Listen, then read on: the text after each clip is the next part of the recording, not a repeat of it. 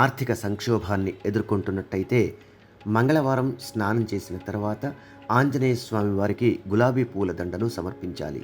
వరుసగా 7 మంగళవారాలు ఈ పరిహారాన్ని పాటించడం వల్ల ఆర్థిక సమస్యలు తీరిపోతాయని అనేక మంది భక్తుల అపారమైన విశ్వాసం. మంగళవారం నాడు మట్టి కుండలో తేనె వేసి మూత పెట్టి హనుమ ముందు ఉంచాలి.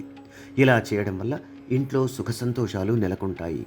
అనారోగ్య సమస్యలతో బాధపడుతున్నట్టయితే మంగళవారం రోజున ఆంజనేయ స్వామి వారి విగ్రహం ముందు ఒక పాత్రలో నీటిని ఉంచి హనుమాన్ చాలీసాను పఠించాలి. ఆ తర్వాత నీటిని తీసేయాలి.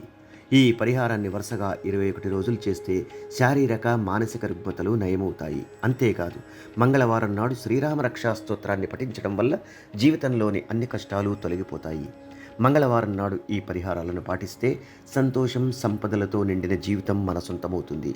ప్రతికూల శక్తి దూరమయ్యేందుకు మంగళవారం నాడు బార్లీ పిండిలో నూనె, నల్ల నువ్వులను కలిపి రొట్టెలు చేయాలి. ఈ రొట్టెల్ని బెల్లం, నూనెతో కలిపి 7 లేదా 21 వారాలు గేదెకు ఆహారంగా అందించాలి.